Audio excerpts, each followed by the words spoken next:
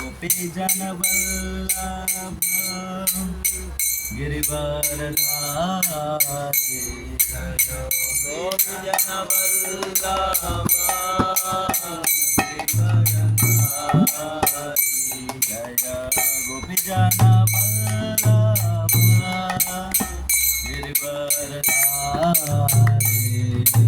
गोपी जन वल्लभ जय यशोदानंदन व्रज जन रंजन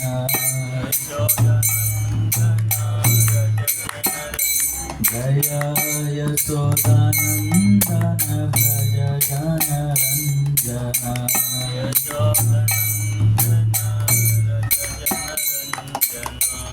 यमुना तीरावनचारे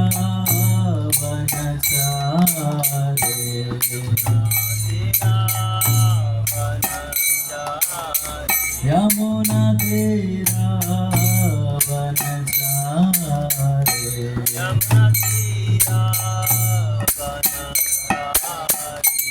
जय राधा माधव कुंज बिहारी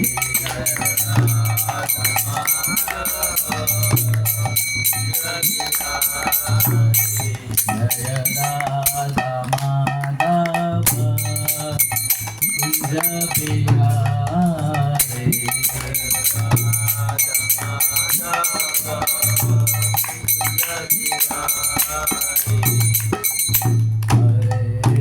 हरे कृष्णा कृष्णा कृष्णा हरे हरे हरे राम राम राम हरे हरे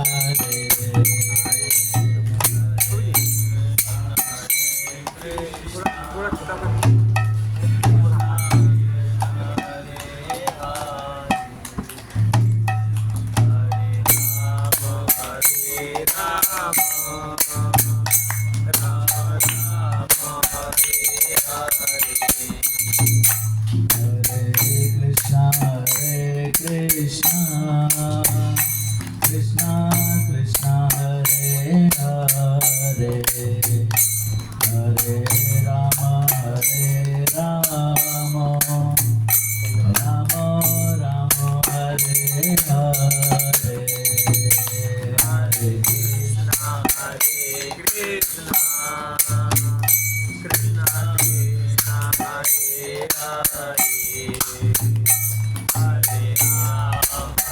हरे राम राम राम हरे हरे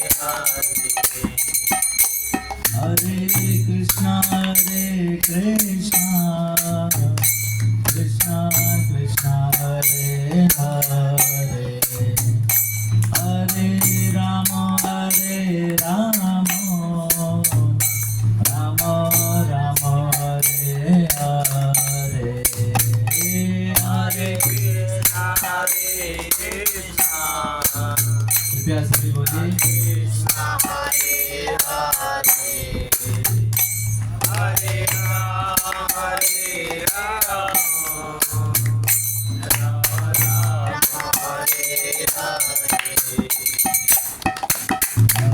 कृष्णा कृष्णा कृष्णा हरे हरे हरे राम राम हरे हरे कृष्णा कृष्णा हरे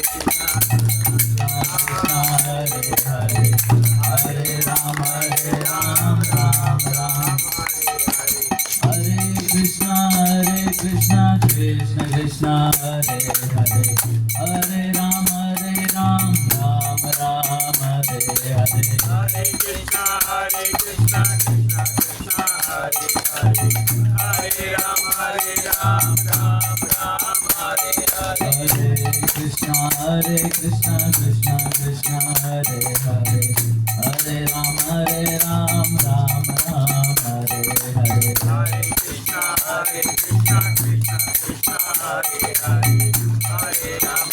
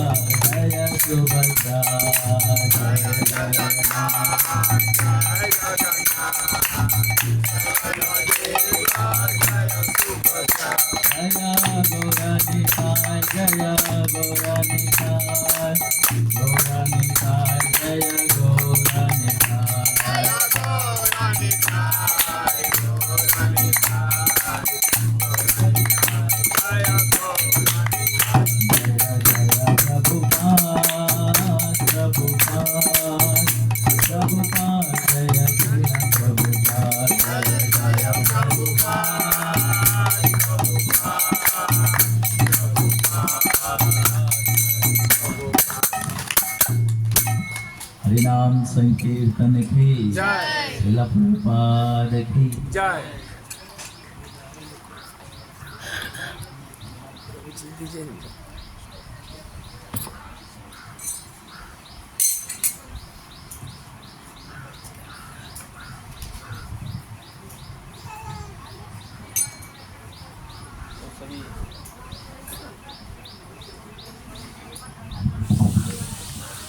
हरे कृष्णा। सभी प्रभु लोग थोड़ा आगे आते हैं, बैठिए, आगे आ जाइए और बीच में थोड़ा गैप रखिए ताकि कुछ लोग दर्शन करना है तो कर सकते हैं और माता जी लोग भी। ओम नमो भगवते वासुदेवाय, ओम नमो भगवते वासुदेवाय, ओम नमो भगवते वासुदेवाय। नारायणं नमस्कृत्यं नरं चैव नरोत्तमं देवीं सरस्वतीं व्यासं ततो जयामुदीरये। नष्टप्रायेषु भद्रेषु नित्यं भागवत सेवया भगवती उत्तम श्लोके भक्तिर्भवति नैष्ठिकी, भक्तिर्भवति नैष्ठिकी। ओम अज्ञानतिमिरन्धस्य ज्ञानाञ्जनशलाकया चक्षुरोन्मिलितं येन तस्मै श्रीगुरुवे नमः। श्रीचैतन्यमनोभीष्टं स्थापितं येन भूतले स्वं रूप कदा मह्यं ददाति स्वपदान्तिकं। वन्देऽहं श्रीगुरो श्रीयुतापदकमलं श्रीगुरून् वैष्णवांश्च श्रीरूपं साग्रजातं सगण रघुनाथान्वितं तं सजीवं साद्वैतं सावधूतं परिजनसहितं कृष्णचैतन्यदेवं श्रीराधा कृष्णपदान् सगण ललिता श्रीविशाखान्वितां च। नमो विष्णुपदाय कृष्णपृष्ठाय भूतले श्रीमते भक्तिवेदान्त स्वामिनिते नामिने। नमस्ते सारस्वते देवे गौरवाणी प्रचारिणे निर्विशेषशून्यवादी पाश्चात्यदेशधारिणे। हे कृष्णा करुणा सिन्धो दीनबन्धो जगत्पते गोपेश गोपिका कान्त राधाकान्त नमस्तुते। तप्त कांचन गौरांगी राधे वृंदावनेश्वरी वृषभानुसुते देवी प्रणमामि हरिप्रिये वाञ्छाकल्पतरुभ्यश्च कृपा सिन्धुभ्येव च पतितानां पावनेभ्यो वैष्णवेभ्यो नमो नमः। नमो महावदान्याय कृष्ण प्रेम पदायते कृष्णाय कृष्ण चैतन्य नामिने गौरविषये नमः। जय श्री कृष्ण चैतन्य प्रभु नित्यानंद श्री अद्वैत गदाधर श्रीवासादि गौर भक्तवृंद। हरे कृष्णा कृष्णा कृष्णा हरे हरे हरे राम राम राम हरे हरे। हरे कृष्णा। आप सबको ये हरे कृष्णा महामंत्र पता है ना? फिर भी हरे कृष्णा महामंत्र का आवाज नहीं आया।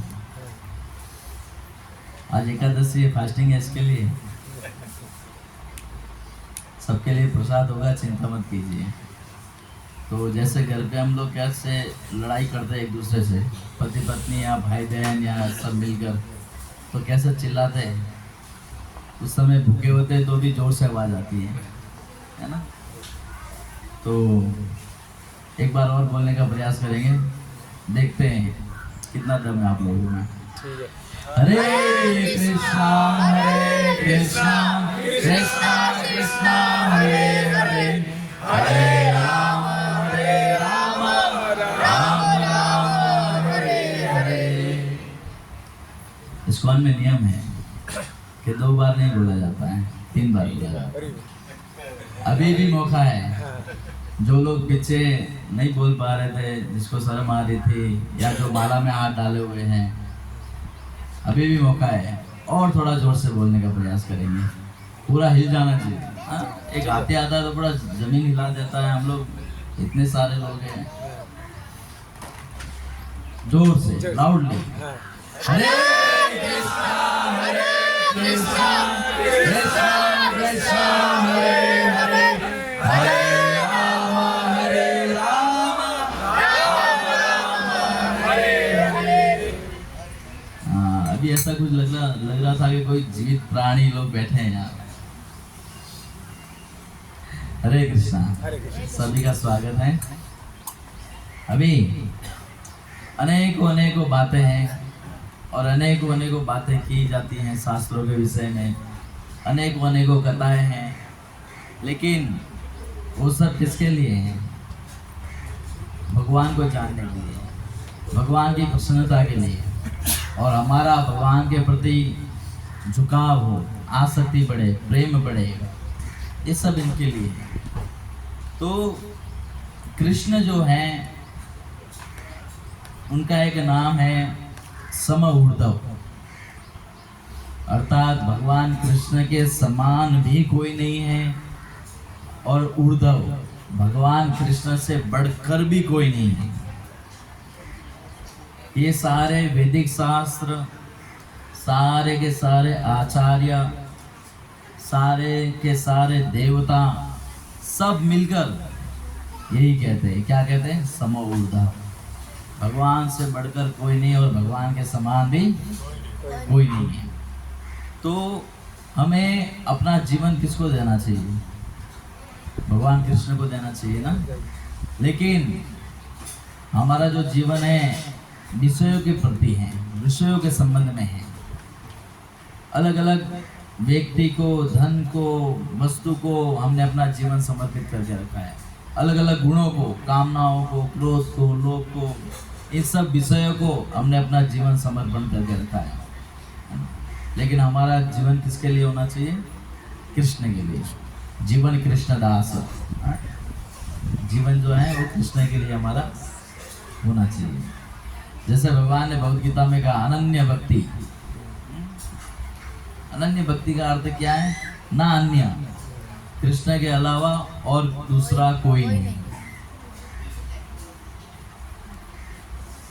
जैसे कोई एक पत्नी है, स्त्री है, वो कहे अपने पति से, देखो जी साल में 365 दिन मैं आपकी पत्नी बन के रहती हूँ, उसमें से 5 हटा दो, मैं 360 दिन आपकी पत्नी बन के रहूंगी और 5 दिन के लिए किसी और की पत्नी बन जाऊंगी। वो पति स्वीकार करेगा उसको? नहीं स्वीकार। 5 दिन छोड़ो, एक क्षण के लिए किसी और की पत्नी बन जाएगी, वो पति स्वीकार करेगा? नहीं करेगा। केवल पति की ही पत्नी बन के रहे वो, है ना? तो वैसे ही इस भौतिक लोगों के साथ में हमारा जो जीवन है केवल 40-50 सालों का है संबंध, 50 साल का 60 साल का संबंध है। अगर वो संबंध में भी वो चाहता है कि वो मेरे साथ ही संबंध बना के रखें, तो भगवान के साथ हमारा संबंध शाश्वत काल से है। तो एक पति सहन नहीं कर सकता कि कोई किसी और की वो बने, तो वैसे ही भगवान कैसे सहन करेंगे कि ये मेरे अंश है, ममे वांसो, मेरे अंश है, जगतो अहम माता पिता माता अमस्य जगतो, मैं ही सबका करता धरता हूँ, मैं ही सब कुछ हूँ, और मुझे छोड़कर किसी और का दास बन जाता है, तो भगवान ये कैसे सहन कर सकते हैं? इसलिए प्रत्येक व्यक्ति को अनन्य भक्ति की ओर लेके जाने के लिए सारे वैदिक शास्त्र, सारी कथाएं हैं, ताकि व्यक्ति अनन्य भक्ति करे, किसी अन्य की नहीं, केवल कृष्ण की। तो हर विषय के, हर वस्तु के जो मूल स्रोत हैं वो कौन है? वो है भगवान कृष्ण है। सारी विषय वस्तु उन्हीं से उद्भूत है, उन्हीं से प्रकट होती है, उन्हीं से निकलती है। प्रत्येक व्यक्ति का, प्रत्येक वस्तु का किसके साथ संबंध है? भगवान के साथ संबंध है। आप इस भौतिक जगत की कौन से भी वस्तु विषय ले लो, यदि उसके ऊपर सर्च करते जाए, खोज करते जाएंगे, तो हमें अंत में कौन मिलेगा? भगवान मिलेगा। यदि खोज करते जाएंगे, इसका स्रोत क्या है, इसका स्रोत क्या है, इसका स्रोत क्या है, ये कहाँ से आया, ये कहाँ से आया है, ढूंढते ढूंढते जाएंगे, तो एंड में कौन मिलेगा? भगवान कृष्ण। जैसे हम हैं, आप लोग हैं, आप अपने पिताजी को, उनके पिताजी, उनके पिताजी, उनके पिताजी खोज करते करते करते जाएंगे, तो अंत में कौन आएंगे? ब्रह्मा जी आएंगे। ब्रह्मा जी के पिता कौन है? तो प्रत्येक विषय वस्तु का जो स्रोत है वो कौन है? भगवान है। जैसे एक छोटा सा जीव ले लेते, चींटी, बहुत छोटा है, मानो वो किसी एक पेड़ के पत्ते के ऊपर हो और हम वो चींटी से बात करें कि चींटी तू कितनी महान है, वायु का इतना झोंका आ रहा है फिर भी तू पत्ते के ऊपर टिकी हुई है। तो चींटी कहेगी मैं टिके मेरे बल से नहीं, ये जो डाली है इसके कारण मैं टिकी हूँ। अगर ये डाली नहीं होती तो पता नहीं होता, और पता नहीं होता तो मैं इसके ऊपर बैठती नहीं और मुझे ये आश्रय नहीं देता। तो डाली को पूछा जाए, अरे डाली तू कितनी महान है, तो डाली कहेगी मैं महान नहीं हूँ, ये पेड़ का तना महान है जिससे मुझे बल मिलता है। वो तने को कहेंगे अरे तू कितना महान है, तेरे ऊपर डाली है, डाली के ऊपर पत्ते हैं, पत्ते के ऊपर चींटी है जो अपना जीवन यापन कर रही है। तो तना कहेगा मैं महान नहीं हूँ, मेरी जड़ें महान है, मुझे जड़ों से शक्ति प्राप्त होती है। और जड़ों को कहेंगे अरे तू कितना महान है, तेरी वजह से पूरा वृक्ष है, कई पंछी पक्षी अपना जीवन यापन करते हैं। तो कहेगा अरे मैं महान नहीं हूँ, ये मिट्टी महान है, ये मिट्टी ना हो तो मुझे शक्ति नहीं मिलेगी, ये मिट्टी के कारण मैं टिका हुआ हूँ। तो मिट्टी को कहेंगे अरे मिट्टी तू कितनी महान है, तू नहीं होती तो ये वृक्ष का पोषण कौन करता। तो मिट्टी कहेगी अरे मैं महान नहीं हूँ, पानी महान है, अगर मुझे पानी ना मिले तो मैं पोषण करने में सामर्थ्य नहीं हूँ, मेरा सामर्थ्य नहीं है। तो पानी को कहा जाए अरे पानी तू कितना महान है, तेरी वजह से बड़े बड़े कार्य हो रहे हैं। तो पानी कहेगा मैं महान नहीं हूँ, ये बारिश महान है जो यहाँ पर लाकर मुझे डालती है। तो बारिश को कहे अरे तू कितनी महान है, तो वो कहेगा मैं नहीं, बादल महान है। बादल को पूछेंगे अरे तो कितना महान है, तो वो कहेगा मैं नहीं, ये समुद्र महान है, वहां से मैं पानी लेके आता हूँ। समुद्र को कहेंगे अरे समुद्र तो कितना महान है, तो समुद्र कहेगा मैं महान नहीं हूं, ये सूर्य महान है। ये सूर्य की गर्माश से मेरे अंदर जो खारा पानी है वो मीठापन में परिवर्तन होता है, जिसका बादल बनता है, वही बादल जाकर सब जगह पोषण करता है। तो सूर्य महान है। और सूर्य को कहेंगे तू कितना महान है, तो सूर्य क्या कहेगा, मैं महान नहीं हूं, भगवान महान है। भगवान की शक्ति से मैं उदय होता हूँ, अस्त होता हूँ। भगवान ने भगवद गीता में कहा ना 4थे अध्याय में, एवं विवस्वते योगम प्रोक्तावानम यम विवस्वान मनवे प्राह मनुरिक्ष्वा कवे ब्रवीत। मैंने विवस्वान सूर्य देव को ज्ञान दिया। भगवान ने कहा सूर्य भगवान की एक आंख भी है। वर्षति इंद्रो दहति अग्नि मृत्यु शरति मद भयात। जितने भी देवी देवता हैं वो सारे के सारे मैनेजमेंट में कार्य कर रहे हैं, और वो भगवान के भय से भयभीत होकर सब अपनी कक्षाओं में उपस्थित रहते हैं। सूर्य उदय होता है, अस्त होता है, अग्नि जलती है, वायु बहती है, मृत्यु चलती है, व्यक्ति के पास जाती हैं।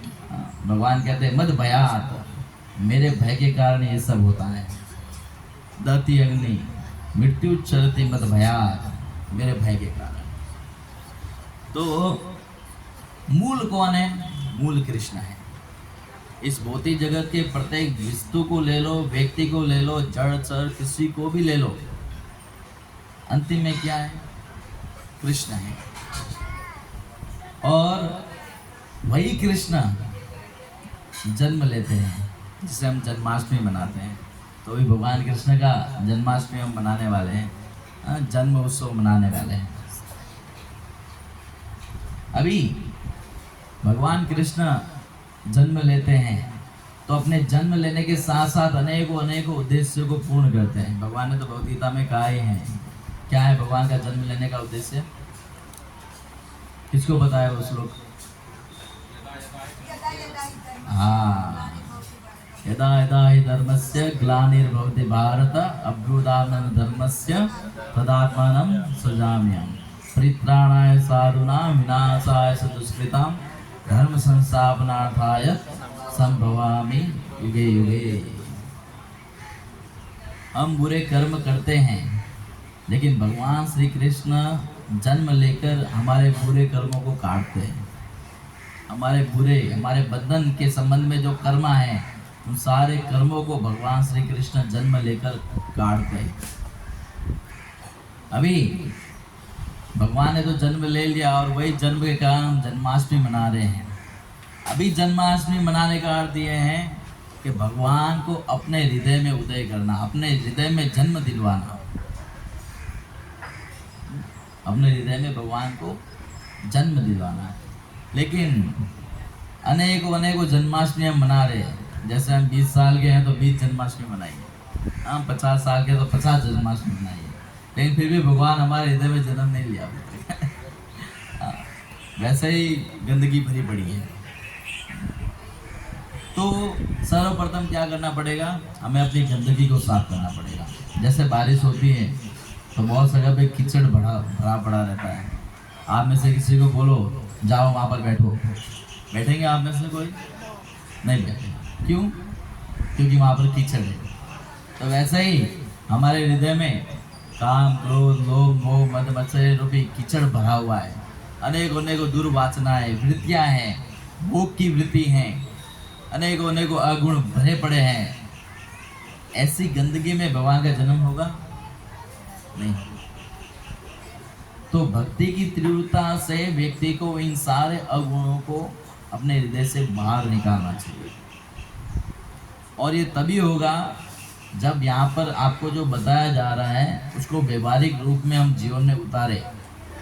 केवल श्रवण करना मात्र से नहीं, केवल श्रवण करना, सुनना भी अच्छा है, लेकिन जो सुना है उसको ज्ञान का विज्ञान बनाना, उस ज्ञान को व्यवहारिक बनाना, उपयोग में लाना, तब जाके हमारे हृदय में जो अगुण है इन सबका शुद्धिकरण होता है।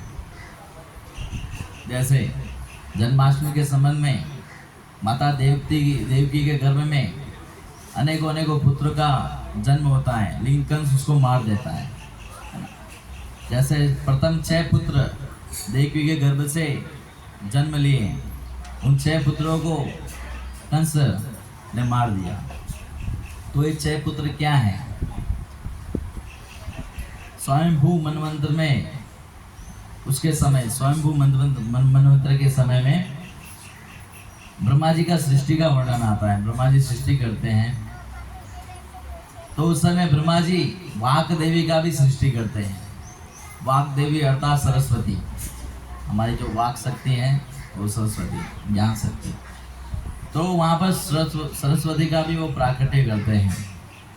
तो वही ब्रह्मा जी वहाँ पर आकर्षित हो जाते हैं उनसे और भोग की वासना से उनके पीछे भागते हैं। वाक शक्ति, वाक देवी के पीछे, सरस्वती के पीछे भागते हैं ब्रह्मा जी। ब्रह्मा जी के अनेकों पुत्र हैं। उनमें से एक पुत्र मरीचि करके भी एक पुत्र है, जिनके 6 पुत्र हुए। तो ब्रह्मा जी उन 6 पुत्रों के दादाजी एक तरीके से। तो ब्रह्मा जी पीछे पीछे भाग रहे हैं सरस्वती के। तो वहां पर जो 6 पुत्र हैं वो खड़े हुए देख रहे हैं और ब्रह्मा जी के ऊपर हंस रहे हैं। अरे दादाजी क्या कर रहे हैं? सरस्वती के पीछे भाग रहे हैं, ऐसा करके हंस रहे हैं। जब इस प्रकार से उनको हंसते हुए देखा तो ब्रह्मा जी को क्रोध आ गया। ब्रह्मा जी ने श्राप दे दिया, आसुर योनि में चले। वही पुत्र आगे जाके काल नेमी के पुत्र बनते हैं। 6 के 6 पुत्र काल नेमी पुत्र बनते हैं। लोग कहते हैं वो हिरण्यकशिपु के पुत्र थे, लेकिन हिरण्यकशिपु के नहीं थे। काल नेमी का और हिरण्यकशिपु का करीबी संबंध था, तो वास्तव में काल नेमी के पुत्र थे। तो वही जो काल नेमी के 6 पुत्र हैं, जिस प्रकार से हिरण्यकशिपु जाकर तपस्या करता है। हमने हिरण्यकशिपु की तपस्या सुनी ना, कैसी है भगवान नरसिंह देव के संबंध में, है ना। दिन में नहीं, रात में नहीं मरूंगा, ऊपर नहीं, नीचे नहीं, शस्त्र से नहीं, अस्त्र से नहीं, जानवर से नहीं, मनुष्य से नहीं। इसी प्रकार से कठोर तपस्या वो जो असुर पुत्र, कालनेमी पुत्र, 6 पुत्र थे, उन 6 पुत्रों ने इस प्रकार से घोर तपस्या की। इसके संबंध में ब्रह्मा जी के संबंध में तो हिरण्यकशिपु को क्रोध आ गया। अरे मैं भगवान हूँ, मैं ईश्वर हूँ, भोक्ता, बलवान, सुखी, मैं ही सब कुछ हूँ, और ये मेरे पुत्र किसका, ब्रह्मा जी का उपासना कर रहे हैं। उसको क्रोध आ गया और क्रोध आकर श्राप दे दिया, जाओ तुम्हारा पिता जो है कालनेमी वो कंस बनेगा और ये कंस ही तुम्हारे मृत्यु का कारण बनेगा। इस प्रकार से श्राप दे दिया। और आगे जाके वही जो कालनेमी है वो कंस बनता है और ये जो 6 पुत्र हैं वो माता देवकी के गर्भ से उत्पन्न होते हैं और एक एक करके उन सारे पुत्रों को कंस क्या करता है, अपने हाथों से ही मारता है। शास्त्रों के अनुसार, आचार्यों के अनुसार, ये जो 6 पुत्र हैं ये किसके समान है? ये 6 शत्रुओं के समान है। कौन से 6 शत्रु? काम, क्रोध, लोभ, मोह, मद, मत्सर्य। ये जो 6 शत्रु हैं ये कौन है? ये वो 6 पुत्र हैं। ये 6 शत्रु जब देवकी के गर्भ से निकलकर, शरीर से निकलकर मर जाते हैं तो वहां पर उसके बाद में जो 7वां पुत्र है वो संकर्षण उत्पन्न होता है, अर्थात बलदेव जी, गुरु उत्पन्न होकर देवकी का हृदय जो है वो साफ करते हैं और उसके बाद में भगवान कृष्ण का प्राकट्य होता है। तो वैसे ही हमारे अंदर जो काम, क्रोध, लोभ, मोह, मद मत्सर्य जो हमारे हृदय में ठूस ठूस के भरे पड़े हैं, यदि हम गुरु के शब्दों को, गुरु के वाक्य को अपने चित्त में धारण करते हैं, उनको व्यवहार में लाते हैं, उपयोग में लाते हैं, प्रैक्टिकल उनको करते हैं, तो व्यक्ति के अंदर जितने भी अगुण भरे हैं वो सबका शुद्धिकरण हो जाता है। ये कभी नष्ट नहीं होता है। काम, क्रोध, लोभ, मोह, मद मत्सर्य कभी भी नष्ट नहीं होता है, ये रहता ही है। भले कितना ही शुद्ध भक्त क्यों ना हो जाए, ये रहेगा ही। लेकिन इन सबका शुद्धिकरण हो जाएगा, शुद्ध हो जाएगा। जैसे क्रोध है वो रहेगा ही, लेकिन वही क्रोध का शुद्धिकरण हो जाएगा। वो क्रोध किसके लिए करेगा? भगवान की सेवा को पूर्ण करने के लिए। कामनाएं रहेगी, लेकिन वो कामना किसके संबंध में? भगवान की सेवा को पूर्ण करने में लग जाएगी। लोभ रहेगा ही, किस में रहेगा? साधु संग हरि कथा करने में। मोह रहेगा ही, इष्ट लाभ भी नहीं। भगवान नहीं है तो कोई तो क्या भगवान का। इस प्रकार से सारे अगुण रहते ही हैं, लेकिन उन सबका शुद्धिकरण हो जाता है। जैसे पानी होता है, आकाश से गिरता है तो हमको लगता है कि वो पानी किसी तत्व लोहे पे गिरा और उसका अस्तित्व समाप्त हो गया, वो उड़ गया। नहीं, वो पानी रहता है। जैसे तेल कभी नष्ट नहीं होता, वो रहता ही है। जैसे वो पानी रहता है, भाप बना है फिर वो गिरेगा, वो नष्ट नहीं होता है, वो रहता है।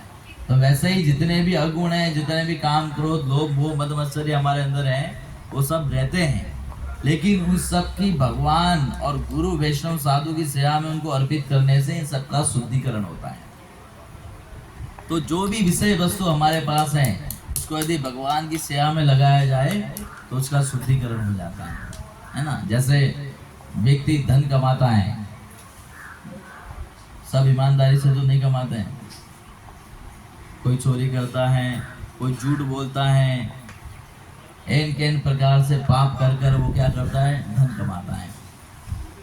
ईमानदारी का अर्थ क्या है? जैसे भोजन होता है, सब्जी होता है, वो सब्जी में जितना नमक डालते हैं उतना आप धन कमाने के लिए झूठ बोल सकते हो। लेकिन आप सब्जी जितना ही झूठ बोल रहे हो तो वो क्या है? पाप जितना, वो पाप में पाप युक्त धन कहा जाएगा। जैसे कोई दुकान वाला है, प्रोडक्ट आया है, दवाई आई है 20 रुपए की और वहाँ पर लिखा है 220 ml और वो 220 में, तो क्या वो सब्जी जैसा है, नमक जैसा नहीं है। तो सब लोग झूठ बोलकर, पाप कर कर, चोरी कर कर क्या कर रहे हैं? धन को कमा रहे हैं। तो ये धन क्या है? अशुद्ध है। और ऐसा धन, ऐसा पाप युक्त धन हमारे पास होने से, हमारे जेब में, हमारे घर में, हमारे बैंक बैलेंस में होने से क्या होता है? हमारी चेतना को भी पाप में बनाता है और फिर हमारे कार्य भी पाप से प्रवृत्त वाले होते हैं। तो वो धन का शुद्धिकरण कैसे हो? उसको भगवान की सेवा में लगाने से वो धन का शुद्धिकरण हो जाता है। तो वैसे ही हमारे शरीर में जो भी इंद्रियां हैं, वो सारी इंद्रियां जो हैं कौन सी विषयों की तरफ खींची जाती हैं? पापमय विषयों की तरफ, भोग की तरफ। यदि उनसे हमको उसका शुद्धिकरण करना है तो वही इंद्रियों को भगवान की सेवा में लगाना पड़ेगा। आंखों से भगवान का दर्शन करना पड़ेगा, हाथों से भगवान की सेवाएं करनी पड़ेगी, कानों से भगवान का कथा श्रवण करना पड़ेगा, मुख से भगवान का नाम लेना पड़ेगा, उनका प्रसाद लेना पड़ेगा। इस प्रकार से हमारे इंद्रियों का हम अपना शुद्धिकरण कर सकते हैं। कैसे? भगवान की सेवा में लगाकर। तो इस प्रकार से व्यक्ति के अंदर हृदय में जब काम, क्रोध, लोभ, मोह, मद मत्सर्य गुरु के वाक्य से खत्म होता है, उसके बाद में भगवान कृष्ण का प्राकट्य होता है हमारे हृदय में। तब हम भगवान के साथ आदान प्रदान कर सकते हैं। प्राकट्य हो तब तो आदान प्रदान हो। भगवान सबके हृदय में, क्या सबको अनुभव हो रहा है? क्या सब लोग उनके साथ आदान प्रदान कर रहे हैं? नहीं, क्योंकि गंदगी भरी पड़ी है, उसमें गंदगी भरी पड़ी है। अभी भगवान कृष्ण ने कहा, जन्म कर्म च में दिव्यम एवं यो वेति तत्वतः त्यक्त्वा देयं पुनर्जन्म नेति मामेति सो अर्जुनः। एक साधारण जीवात्मा का जन्म और भगवान के जन्म में, दोनों में अंतर है। जैसे हम जन्म लेते हैं भगवान वैसे जन्म नहीं लेते हैं, हम जन्म नहीं लेते, हमको जन्म दिलाया जाता है जबरदस्ती। ऐसा नहीं कि मैं अभी जन्म लेना नहीं चाहता, मैं अभी आऊंगा नहीं, नहीं, तुम्हें मार पीट के यहाँ पर भेजा जाता है, जन्म दिलाया जाता है जबरदस्ती। लेकिन भगवान अपनी इच्छाओं से जन्म लेते हैं, युगे युगे।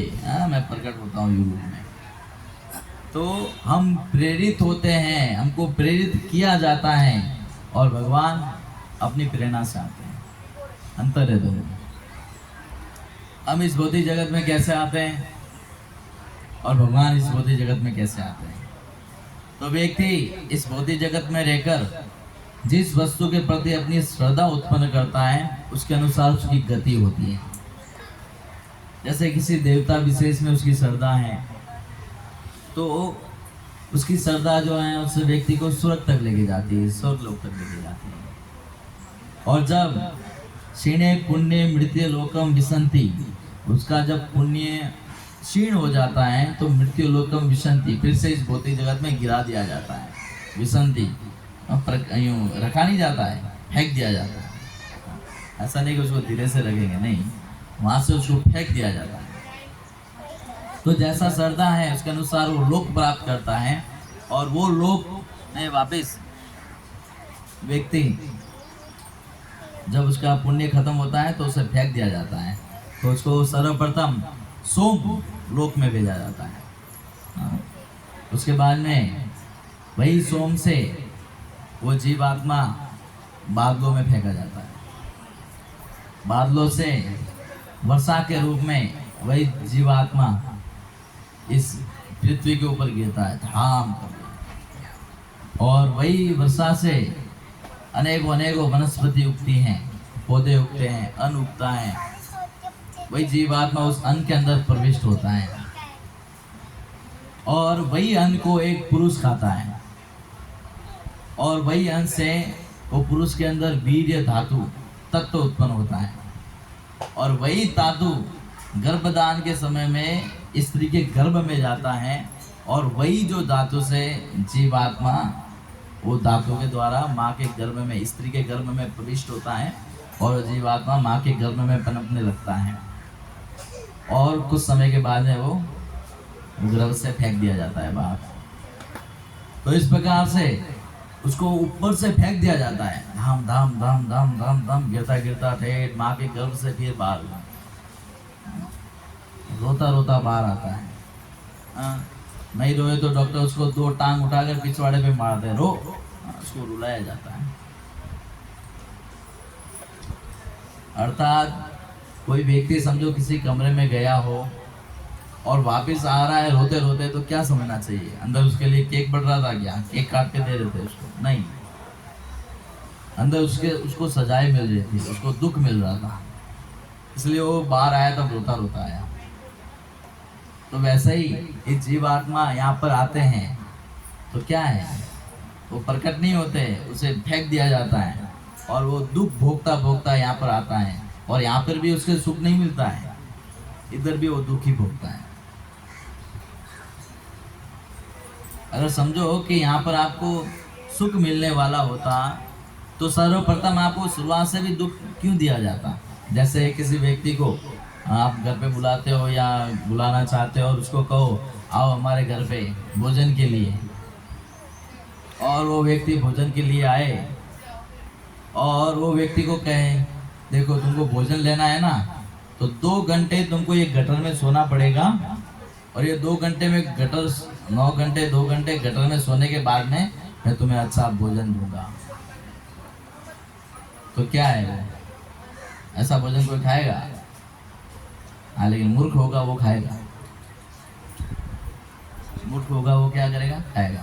तो वैसे ही भगवान व्यक्ति को इस भौतिक जगत में भेजते हैं, बुलाते हैं, लेकिन सबसे पहले ये जो माँ का गर्भ रूपी जो गटर है, गटर ही एक तरीके से व्यक्ति जानता नहीं है क्या है इसमें, मल है, मूत्र है, हड्डी है, कीचड़ है, अनेकों अनेकों कीड़े हैं, क्या है इसमें?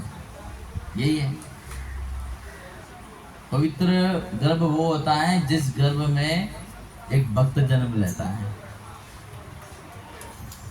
एक्चुअली माँ का दायित्व बहुत होता है, लेकिन जो व्यक्ति संस्कारों से युक्त है वही व्यक्ति इन चीज़ों को समझ सकता है, सब लोग नहीं समझ सकते। अभी यहाँ पर हम सब जने बैठे हैं और आगे हमने कई जन्म लिए हैं और उन कई जन्मों में कई हमारी माँ बनी है। शास्त्रों के अनुसार देखा जाए तो इतने जन्मों में जितने भी माँ बनी थी वो एक भी माँ बनने के लायक नहीं थी, वो सबके सब नालायक थी, एक भी माँ बनने के लायक नहीं थी। ऐसा क्यों?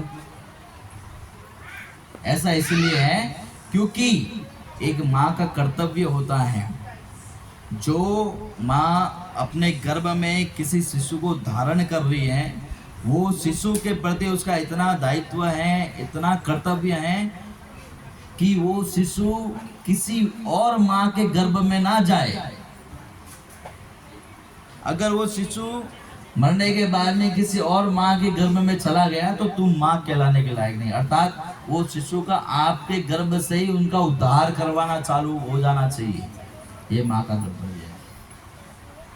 सा गर्भ धारणी या च गर्भवास विमोचनी दया रूपा स भगनी यम भीति विमोचनी। सा गर्भ धारणी या च, वही गर्भ धारण करने के योग्य है। दया रूपा च भगनी, जिसके अंदर दया हो। यम भीति विमोचनी, नरक में नहीं जाना चाहिए वो बेटा। यम भीति, यम से उसको भय नहीं लगना चाहिए।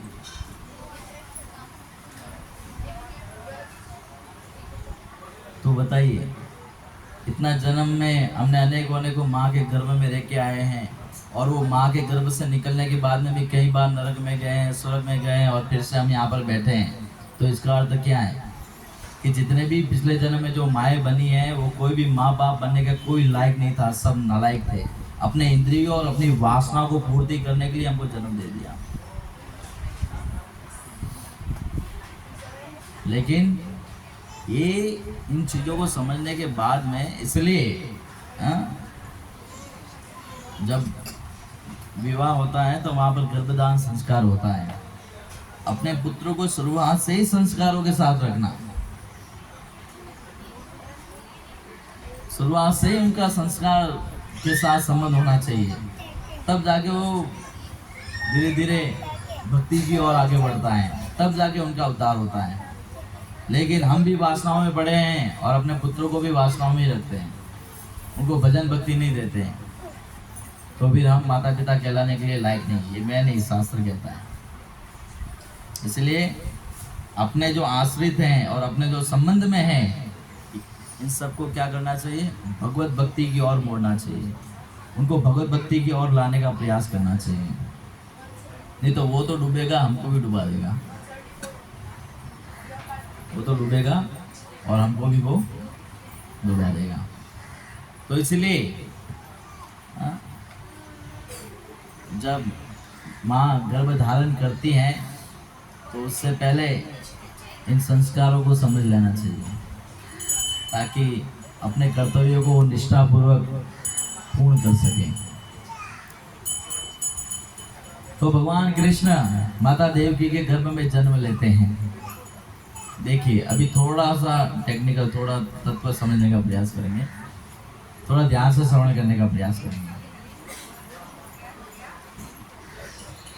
कृष्ण जो हैं वो पूर्ण पुरुषोत्तम भगवान हैं, इनसे बढ़कर कोई नहीं है और उनके समान भी कोई नहीं है। जैसे घर में एक मुखिया होता है, एक परिवार में एक मुखिया होता है, वो घर में मुखिया माना जाता है और पूरे परिवार को वो अपने बस में रखता है। उनके आदेशों के अनुसार परिवार कार्यान्वित होता है, कार्य करता है।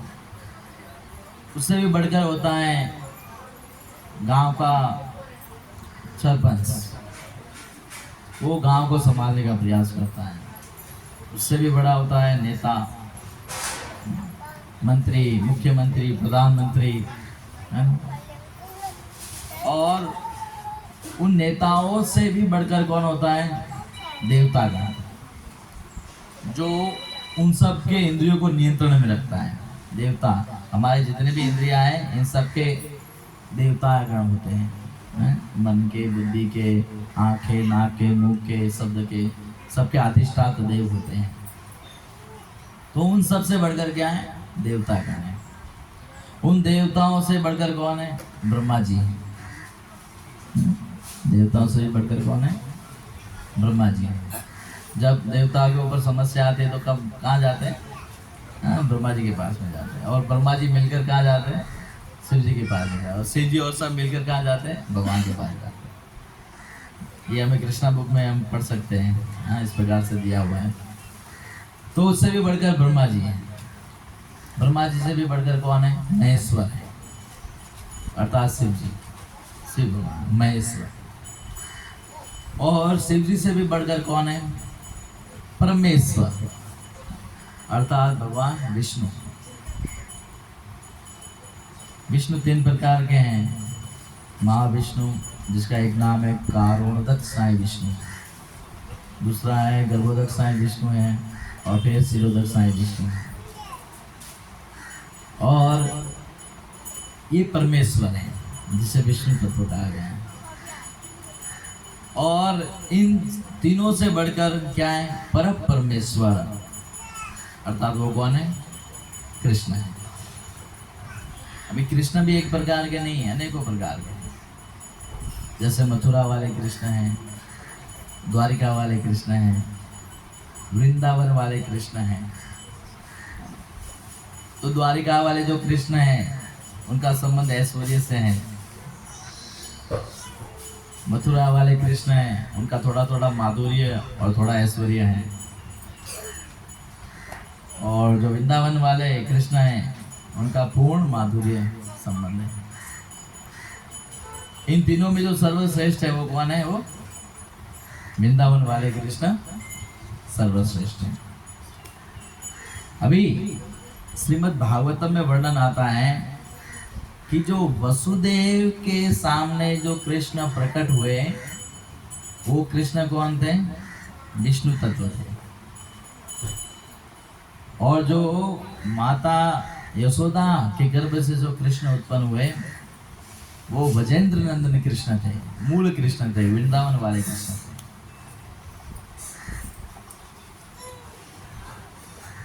भगवान वसुदेव के पुत्र के रूप में प्रकट हुए और भगवान वसुदेव को, भगवान कृष्ण को वसुदेव कहाँ पे लेके जाते हैं?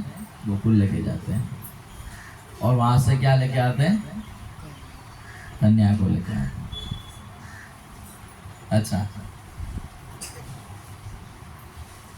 यशोदा माता को केवल कन्या नहीं होती है, यशोदा माता को कृष्ण और माता, कृष्ण और कन्या, कृष्ण और उनकी बहन दोनों होते हैं।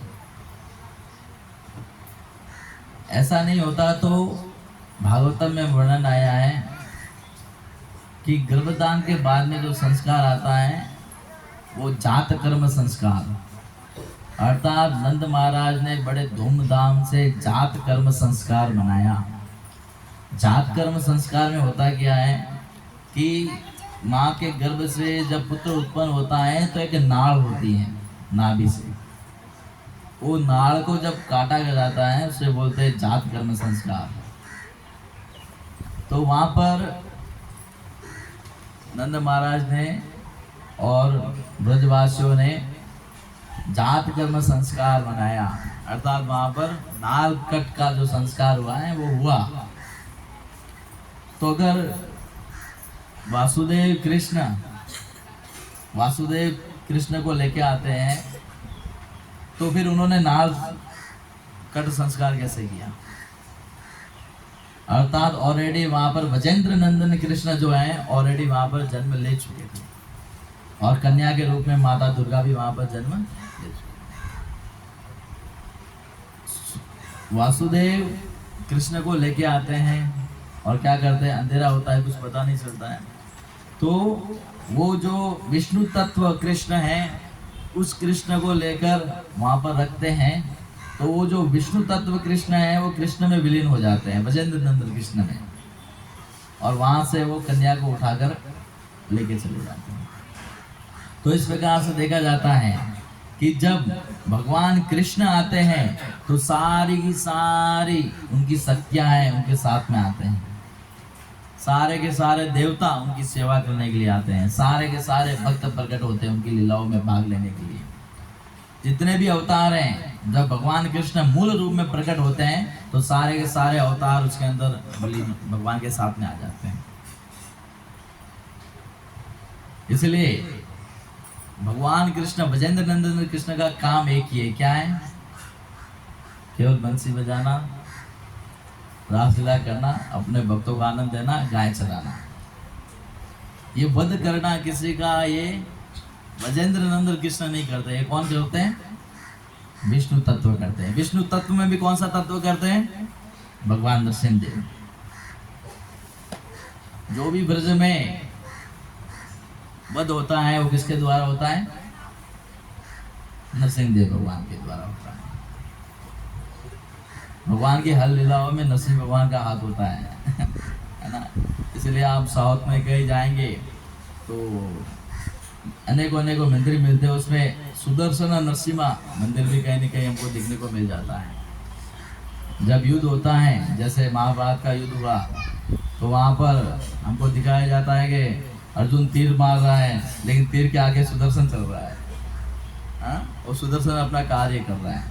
लेकिन वहाँ पर और डीपली जाके देखा जाए तो सुदर्शन काम नहीं कर रहा है, वहाँ पर नरसिंह भगवान काम कर रहे हैं। नरसिंह भगवान सबको मार रहे हैं। तो भगवान का जो क्रोधमय स्वरूप है वो नरसिंह भगवान, मारने का जो स्वरूप है वो किसका होता है? वो नरसिंह भगवान अपना। तो इस प्रकार से भगवान कृष्ण जब प्रकट होते हैं तो सारी शक्तियाँ वो भी प्रकट हो जाती है भगवान के साथ में।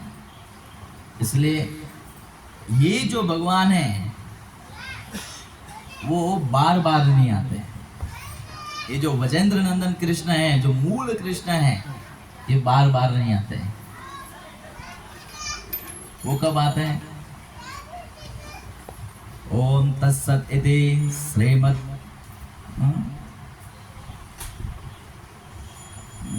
उसको क्या बोलेंगे भोजी? अष्टाविंशत युग गौराब्धे आद्य ब्रह्मणो द्वितीय प्रार्धे श्वेतावराह कल्पे व्यवस्वताख्यान मन्वंतरे अष्टाविंशत वैष्णव युग गौराब्धे व्यवस्वताख्यान मनवंतर। व्यवस्वता मनवंतर में जो 28वां चतुर्युग है, अर्थात ब्रह्मा जी का एक दिन में जो 28वां चतुर्युग आता है, वो 28वें चतुर्युग में भगवान जो कृष्ण मूल कृष्ण है वो एक बार आते हैं। बाकी जितने भी कृष्ण आते हैं द्वापर युग में वो सब विष्णु तत्व होते हैं। वो क्या होते हैं? सब विष्णु तत्व होते हैं। ब्रह्मा जी के एक दिन में एक ही बार भगवान मूल रूप में प्रकट होते हैं। बाकी जितने भी ब्रह्मा जी के दिन में चतुर्व्यूह आते हैं उसमें जो द्वापर आता है वो सारे द्वापर में कौन प्रकट होते रहते हैं? विष्णु तत्व कृष्ण प्रकट होते रहते हैं। अभी क्या चल रहा है? आद्य ब्रह्मण द्वितीय प्रार्धे, ब्रह्मा जी का प्रथम द्वितीय प्रार्ध चल रहा है। व्यवस्वता क्या मनवंतर चल रहा है। अष्टविंशतर वैष्णव युग गौराब्धे 28वां चतुर्युग चल रहा है। अर्थात अभी जो कृष्ण आए थे वृंदावन में वो कौन से कृष्ण थे? वो मूल कृष्ण थे।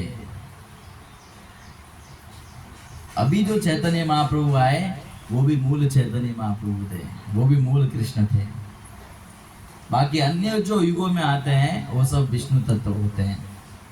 और हमारा विशेष सौभाग्य है कि हम ये इतना दिनों में अपना उद्धार कभी नहीं किया, और अभी यहाँ पर हम मूल कृष्ण जब आए तब यहाँ पर हम कथा श्रवण करने का प्रयास कर रहे हैं।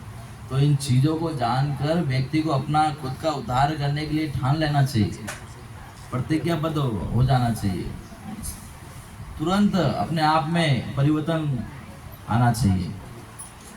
यदि अभी भी हम अपने आप का उद्धार नहीं करते हैं तो फिर बहुत मुश्किल है। और चैतन्य महाप्रभु कलयुग में आए, इतनी सरल विधि दी है हमें हरे कृष्णा महामंत्र की, हम उसको नहीं स्वीकार करेंगे तो फिर अन्य युगों में तो हमारी योग्यता ही नहीं है भगवान को प्राप्त करने की। इसलिए सारे वैदिक शास्त्र, सारे देवी देवता, सारे आचार्य एक ही बात कहते हैं, कृष्णस्तु भगवान स्वयं। इसलिए भगवान कृष्ण स्वयं भगवान है, उनसे बढ़कर कोई नहीं, उनसे सम्मान कोई नहीं है।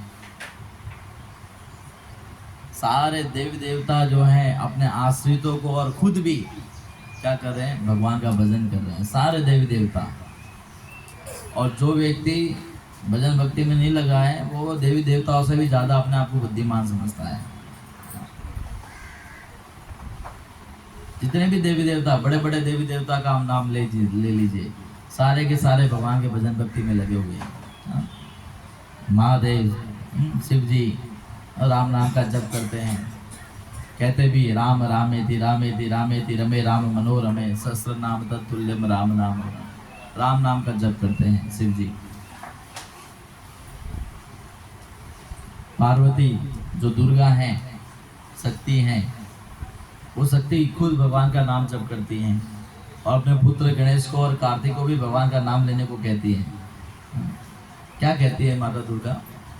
माम निशो माम यजुस्तात माम साम पटकिंचनः गोविंदेति हरे नाम गे गायस्व नित्य स। हे कार्तिक, हे गणेश, मत पढ़ो ऋग्वेद, सामवेद, यजुर्वेद, अथर्ववेद, क्या करो? गोविंदेति हरे नाम। भगवान गोविंद का नाम जरूर लो, लेकिन उनका नाम जप करो। हम भगवान को, भगवान शिव जी को क्या बोलते हैं? भगवान बोलते हैं ना, ईश्वर बोलते हैं ना। शिव जी बताते हैं कि मैं कैसा ईश्वर हूँ, मैं कैसा भगवान हूँ, मैं कैसा बड़ा हूँ सबसे, देवी देवताओं से मैं सबसे बड़ा कैसे हूँ। शिव जी खुद बताते हैं। कैसे कहते हैं, क्या बताते हैं? वो कहते हैं ईसो हम सर्व जगताम। शिव जी बोलते हैं ईसो हम सर्व जगताम, मैं सारे जगत का ईश्वर हूँ। कैसा ईश्वर हूँ? नाम नाम ही विष्णु रिचाप का, भगवान विष्णु का नाम जप करके हूँ।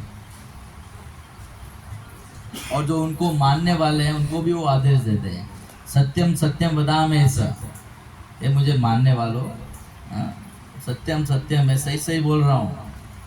क्या क्या सही बोल रहे हैं? हरे नाम गति नृणाम, तुम लोग हरे भगवान का नाम जप करो। देखिए ये शिव जी बोल रहे हैं। ब्रह्मा जी भी कहते हैं ईश्वर परम कृष्ण सच्चिदानंद विग्रह अनादि राधे। तो जितने भी बड़े बड़े देवी देवता हैं वो सब के सब क्या कर रहे हैं? भगवान के भजन भक्ति में लगे हुए हैं। और हमें यहाँ पर मौका मिल रहा है भजन भक्ति करने का, फिर भी हम भजन भक्ति में तीव्रता नहीं दिखा रहे, आगे नहीं बढ़ रहे हैं, तो क्या होगा?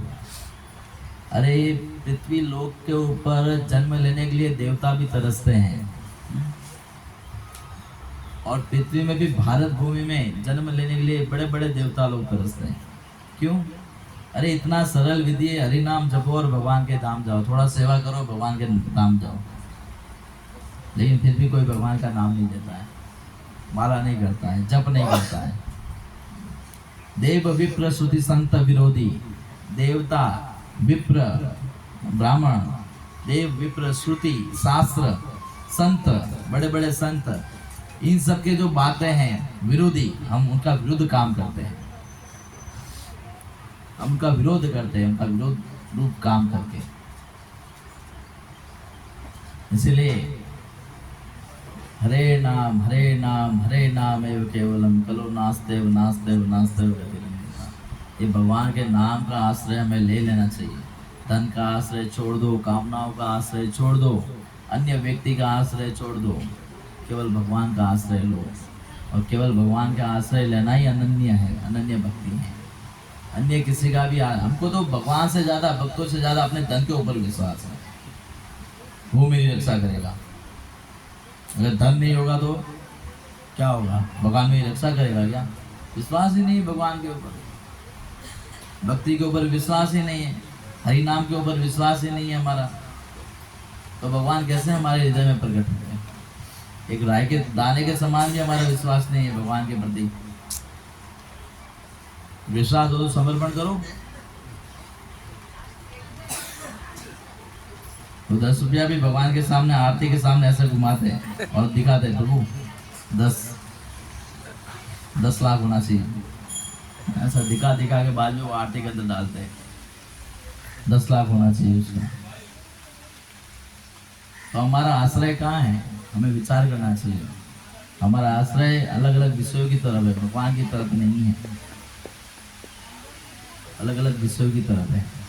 तो बहुत महत्वपूर्ण है ये कलयुग, और कलयुग में भी ये पृथ्वी, और पृथ्वी में भी भारत भूमि, ऐसा कहा गया है। शिव जी खुद कहते हैं, क्या कहते हैं, त्रैलोक्यम पृथ्वी मान्यः, सारे तीनों लोगों में कोई मान देने के योग्य है तो पृथ्वी को दो। त्रैलोक्यम पृथ्वी मान्यः, उसके अंदर कौन सी जगह श्रेष्ठ है, जम्बूद्वीप दत्ता वरम, उसमें भी जम्बूद्वीप। इसलिए हम बोलते हैं ना, जब संकल्प मंत्र बोलते हैं, भूमंडले जम्बूद्वीपे भारतवर्षे भारतखंडे मेदि भूतस्य सुमेरो दक्षिणे लवणानवस्य उत्तरे गोणे गंगाया पश्चिम भागे। श्री श्री जगन्नाथ बलदेव सुभद्रा गौनिताय दमन ग्रामे, इस प्रकार से संकल्प मंत्र में बोलते हैं ना। तो जम्बूद्वीप तथावरम, और पृथ्वी में जम्बूद्वीप श्रेष्ठ है। और उसके अंदर क्या श्रेष्ठ है, तत्रापि मथुरापुरी, मथुरापुरी श्रेष्ठ है। और वो नहीं, तत्रापि भारतम वर्ष, वो जम्बूद्वीप में भी जो भारतवर्ष है वो श्रेष्ठ है। और उसमें क्या है, तत्र अति मथुरापुरी, और उसमें भी जो मथुरा है वो श्रेष्ठ है। और उसके अंदर भी शिव जी कहते हैं तत्र वृंदावनम नाम, और उसमें भी वृंदावन जो है वो सर्वश्रेष्ठ माना गया है। और वृंदावन में श्री गोपी कदम्ब कहा, उसमें गोपियां श्रेष्ठ है। वृंदावन में गोपियां श्रेष्ठ है। अनेकों अनेकों वर्ग गोपियों में, उसमें 2 वर्ग है, एक राधा रानी का और एक चंद्रावली का। तो कहा गया तत्र राधिका वर्ग, उन दोनों वर्गों में जो राधा रानी की जो गोपियां हैं वो श्रेष्ठ हैं। उसमें क्या श्रेष्ठ है, तत्रापि राधिका वरहा, उन सब में जो श्रेष्ठ है वो श्रीमती राधा रानी।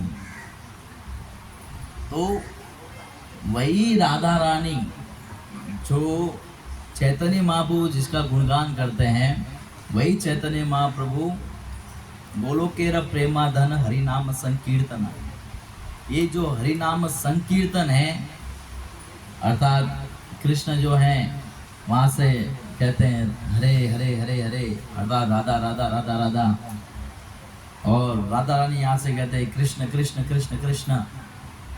तो यही महामंत्र बन गया, हरे कृष्ण कृष्ण कृष्ण हरे हरे, हरे राम राम राम हरे हरे। जो राधा रानी जप करते हैं, जो कृष्ण जप करते हैं, हमें केवल राधा रानी राधा राधा बोलने का अधिकार नहीं है, वो केवल कृष्ण का अधिकार है। इसलिए हम युगल उपासक हैं, इसलिए हमें हरे कृष्णा राधा कृष्णा दोनों बोलना है। तो वो जो महामंत्र हैं, कृष्ण यहाँ पर चंद्रमा को देखकर बोल रहे राधे हरे हरे हरे हरा हरा, और वहाँ पर चंद्रमा को देखकर राधा रानी कहती है कृष्ण कृष्ण कृष्ण। यही गोलोक का प्रेम धन है, हरे कृष्ण महामंत्र। और वही प्रेम धन को श्री चैतन्य महाप्रभु यहाँ पर लेके आए, गोलोकेरा प्रेमाधन हरि नाम संकीर्तन। ये जो संकीर्तन है वो सर्वश्रेष्ठ हैं, और फिर भी हम इनका आश्रय नहीं लेते हैं, तो फिर हमारे से ज्यादा दुर्भाग्यशाली कोई नहीं। जानिया सुनिया विष खाइनु, ये सब जानते हुए भी भौतिक जगत के लोभ को, कामनाओं को अपने अंदर डाल रहे, अर्थात क्या है, विष खाइनु, विष खा रहे हैं। अभी आप विचार कीजिए, हम जिस गा रहे हैं कि संकीर्तन कर रहे हैं, क्या कर रहे हैं हम लोग? हम सोचते हैं कि हम दोनों हाथ में लड्डू रखेंगे, हाँ, ये भी खाएंगे और ये भी खाएंगे, अर्थात थोड़ा भगवान का नाम भी लेंगे और थोड़ा भोग भी करेंगे, और दोनों लड्डू खाते खाते हम सागर को पार करेंगे। अर्थात एक पैर ये नाम है, एक पैर ये नाम है, हम सागर पार करेंगे। फट जाओगे।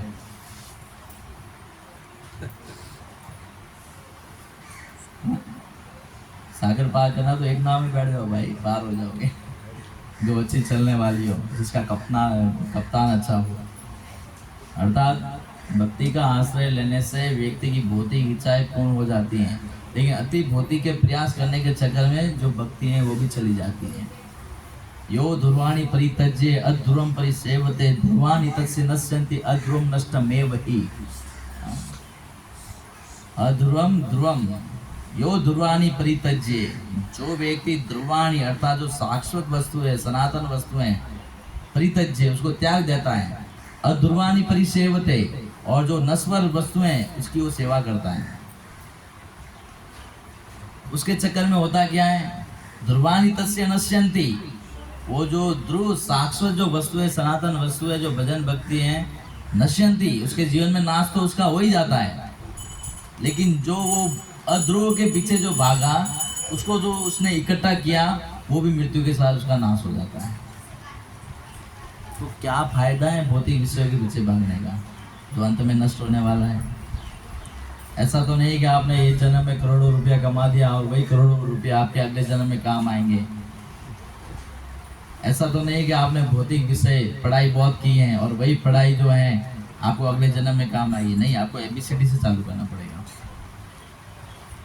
आपके बैंक में करोड़ों रुपया है और आप मर गए और अगले जन्म में आकर कहे बैंक वाले, अरे मेरा पिछले जन्म का बहुत पैसा है, डंडे मार के वॉचमैन बाहर बढ़ाएगा और ज्यादा होशियार मारेगा, जेल में डाल देगा। तो भौतिक विषय नश्वर हैं, नाश हो गई, फिर से ABCD से चालू करना पड़ेगा।